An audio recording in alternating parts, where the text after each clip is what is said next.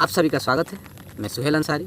जैसे कि आप लोग जानते हैं, हमारी team my wild life for piece and humanity दुनिया के सभी लोगों को जोड़कर इस दुनिया में एक सकारात्मक बदलाव और सुधार लाने की परिकल्पना लेकर आगे बढ़ रही है। हमारा लक्ष्य है कि दुनिया में शांति आए, खुशहाली आए, सभी लोगों को सम्मान मिले, समानता हो, सभी को न्याय मिले, सभी को आगे बढ़ने के लिए पर्याप्त अवसर मिले और जिसमें सभी लोग सुरक्षित महसूस करें। और इस मुहिम में आप लोगों की भूमिका बहुत ही महत्वपूर्ण है। हमने अपने प्रोजेक्ट के बारे में अगले वीडियोज़ में संक्षिप्त में आप लोगों को बताई है, जिससे कि कुछ सवाल उभर के आई है। हमारे लोग ये जानना चाहते हैं कि ह्यूमैनिटी को हम किस तरह डिफ़ाइन करते हैं और ये जो सकारात्मक बदलाव की बात हम कर रहे हैं, आखिर ये सकारात्मक बदलाव हम चाहते क्यों हैं, और जो वुमेन एम्पावरमेंट या जो महिलाएं हैं उनके लिए हमारे प्रोजेक्ट में क्या है और महिलाएं किस तरह से हमारे इस मुहिम में जुड़ सकती है। तो पहला सवाल ये है कि मानवता को हम किस तरह से, मानवता मानव जाति है जिसमें पृथ्वी के सभी लोग शामिल हैं। मानवता गुण है जिसमें दया, विचारशील और सभी के प्रति संवेदना रखना है। कोई भी अच्छा कार्य जो मानव जाति के लिए लाभदायक हो वो मानवता है। हमारा टीम का ये मानना है कि मानवता समय और काल से परे है। हम अपने अतीत के लोगों के लिए अच्छा एहसास रखते हैं, अपने वर्तमान के लोगों के लिए भी रखते हैं और अपने आने वाले पीढ़ियों के लिए भी अच्छा एहसास रखते हैं। मानवता मनुष्य के, प्रकृति के और प्राणियों के प्रति अच्छे विचार और व्यवहार भी मानवता है। दूसरा जो सवाल है कि आखिर हम ये सकारात्मक बदलाव चाहते क्यों हैं। सबसे पहले हम जो भी बातें कर रहे होते हैं ये पूरी पृथ्वी और दुनिया के संदर्भ में होती है। ये बातें हमें ध्यान में रखनी होगी। दुनिया लगातार बदलते रहती है और पिछले कुछ सालों में जो बदलाव हुई है वो बहुत ही तेज़ी से हुई है। इस तेज़ी से बदलती दुनिया ने हमारे सामने नई चुनौतियां और नई समस्याएं आ खड़ी हुई है। सबसे पहले अगर हम बात करें तो जो क्लाइमेट चेंज है, जलवायु में जो परिवर्तन हो रही है, बहुत ही गंभीर है। बीते जो जून पार हुई है 2024 की, ये जून सबसे गर्म जून रिकॉर्ड की गई है। उसी तरह एंटार्क्टिक में जो ग्लेशियर्स और स्नो आइस है वो लगातार पिघल रहे हैं और सी लेवल उससे बढ़ रहा है, जिससे कि तटीय इलाके, जो कोस्टल लाइफ है, जो वेटलैंड्स है, उनके लिए नया खतरा पैदा हो चुका है। उसी तरह हर सेकेंड 4 फुटबॉल ग्राउंड के समान ज़मीन अपनी गुणवत्ता खो रही है। सॉइल डिग्रेडेशन, जो ओशन है, महासागर है, हमारे 80% प्राणी इसमें रहते हैं। 70% हमारे अर्थ सरफेस ओशन से कवर्ड है और 50% ऑक्सीजन हमें ओशन से मिलती है। ये अनुमान किया गया है कि 2050 तक ओशंस में मछली से ज़्यादा प्लास्टिक्स हमें मिलेंगी। तो ये समस्या है। उसी तरह जो पूरे वर्ल्ड में हम एक माहौल देख रहे हैं, एक नफ़रत का माहौल, आम आदमी का जो डिग्निटी और रेस्पेक्ट है उसमें एक कमी, जो आर्थिक स्थिति है पूरे वर्ल्ड के जो मध्यम वर्ग के लोग हैं लगातार गिर रही है। भूखमरी, गरीबी से हम अभी तक उभर नहीं पाए हैं। ये डिजिटल वर्ल्ड का जो एसेस गैप है, इसमें जो हेट स्पीचेस फैलाई जा रही है, इसमें जो मिस इन्फॉर्मेशन डिसइन्फॉर्मेशन फैलाई जाती है, ये बहुत ही चिंता का विषय है, जिससे हमारे आने वाली पीढ़ियों के लिए बहुत ही नुकसान होने वाली है। वार और कॉन्फ्लिक्ट्स जो हो रहे हैं, इनके गंभीर परिणाम होते हैं और दूरगामी परिणाम होते हैं। लगभग 60 मिलियन पीपल पूरे वर्ल्ड में, उन्हें अपने घर बार छोड़ के जाना पड़ा या डिस्प्लेस्ड हो गए। वही अगर हम आज देखें तो ये संख्या लगभग 120 मिलियन पहुंच चुका है, यानी 10 सालों में 2 गुना हो। इस फोर्स डिस्प्लेसमेंट के कई कारण हैं, जैसे कि ह्यूमन राइट वायलेशंस, परसिक्यूशंस, वार, नेचुरल कैलामिटीज़।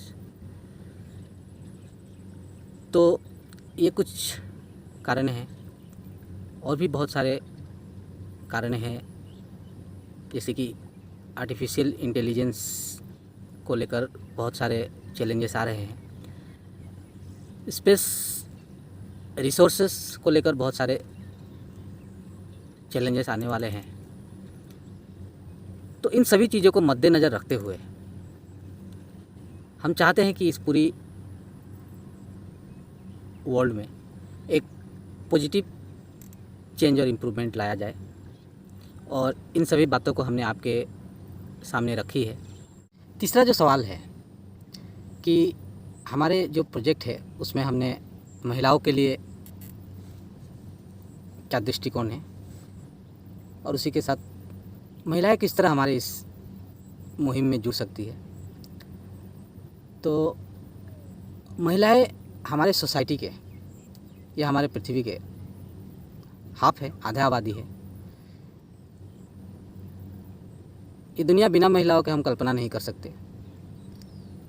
उसी तरह ये प्रोजेक्ट और ये मिशन महिलाओं के लीडरशिप, महिलाओं के गाइडेंस और सपोर्ट के बगैर हम कल्पना नहीं कर सकते।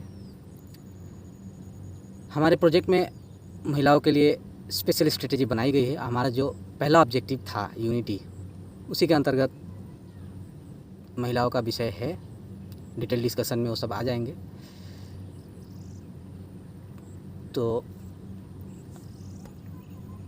एक स्ट्रेटेजी महिलाओं के लिए जो हमने बनाई है वो मैं डिस्क्लोज करना चाहता हूँ, ताकि ये एश्योर हो जाए कि हम वुमेन एम्पावरमेंट पे काम कर रहे हैं, उस पर स्ट्रेटजीज बना रहे हैं। हम जब समानता की बात करते हैं तो इक्वलिटी फॉर ऑल,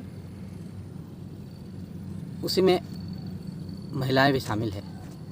तो इक्वलिटी उनके लिए भी। महिलाओं के लिए खुशखबरी है कि ये जो 2024 पेरिस ओलंपिक्स होने जा रही है, इसमें जितने पुरुष है उतनी ही महिलाएं भी कॉम्पीट करेगी। तो ये एक बहुत ही सकारात्मक चीज़ उभर के आई है। उसी तरह हम महिलाओं का योगदान अगर देखें तो इस वर्ल्ड के पूरे 113 देशों में महिलाएं कभी हेड नहीं हुई है। वहीं फ़िलहाल 26 देशों में वो एज ए हेड है। तो हमने ये रिसर्च किया है कि बहुत सी ऐसी चीज़ें हैं जिन्हें हमें संज्ञान में लेने की ज़रूरत है, जिससे कि महिलाओं का जो राइट्स है, प्रोटेक्शन है, वो उन्हें मिल सके। यूनाइटेड नेशंस का मानना है कि जिस गति से वुमेन प्रोग्रेस के काम चल रहे हैं, उससे 286 साल लग जाएंगे महिलाओं के पुरुषों के समान प्रोटेक्शन और राइट्स पाने में।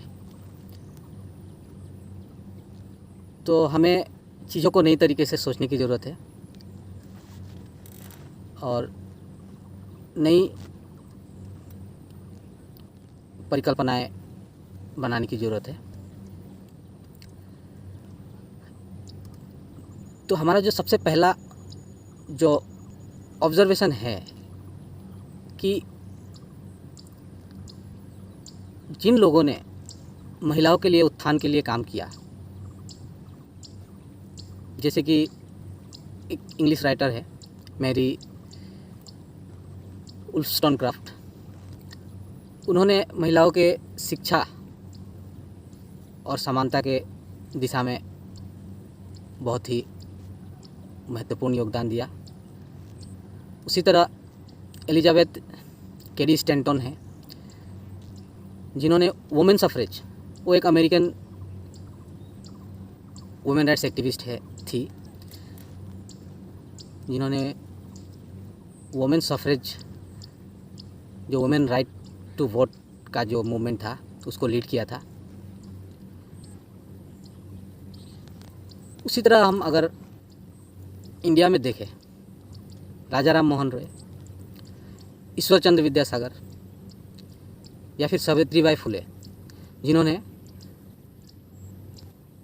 गर्ल्स के लिए 1848 में पहला स्कूल खोला था भारत में। तो जिन लोगों ने वुमेन एम्पावरमेंट के लिए, महिलाओं के उत्थान के लिए काम किया, उन लोगों को मुझे लगता है कि उतना सम्मान महिलाओं ने नहीं दिया। मुझे दुख होता है कि इन लोगों के प्रति, या महिलाओं को मैंने कभी ऐसा सुना नहीं या देखा नहीं कि इन लोगों को ग्लोरीफाई कर रही है या इन्हें अपना आइकॉन बना रही है या आइडल बना रही है। तो हमारा ये पहला फाइंडिंग है कि इन लोगों को हमें, या फिर महिलाओं को इन लोगों के बारे में जानने की ज़रूरत है, इनकी स्ट्रगल को, इनके अचीवमेंट्स को, और ताकि हम जो आने वाली पीढ़ियाँ हैं उनको इंस्पायर कर सके, या जो अभी हमारे जनरेशन है उनको इंस्पायर कर सके, जिससे हमारे एनकरेज होंगे, अवेयरनेस बढ़ेगा, और जिससे कि हमारे महिलाएं या जो लड़कियां हैं वो एक चेंज मेकर बनेगी। तो ये हमारा कुछ फाइंडिंग्स है, बहुत सारे स्ट्रेटजीज हैं, बन रहे हैं और बहुत सारे बनाए गए हैं। तो हम सोचते हैं कि ये जो कुछ सवाल आए थे उनके हमने जवाब आप लोगों के सामने रखे। आप लोग इसे देखिए, समझिए, और आगे हमारे जो प्रोजेक्ट्स के ऑब्जेक्टिव्स है जिन्हें हम बहुत ही शॉर्ट में रखे थे, उनके बारे में भी जैसे जैसे समय आएंगे हम आप लोगों के सामने रखते जाएंगे। और हमेशा हमारी टीम की आशा रहती है कि नए नए लोग हमारे साथ जुड़े, हमें गाइड करें और अपने सुझाव हमें देते रहें। तो बहुत ही आशा के साथ आप सभी को धन्यवाद देते हैं। अपना ख्याल रखिए।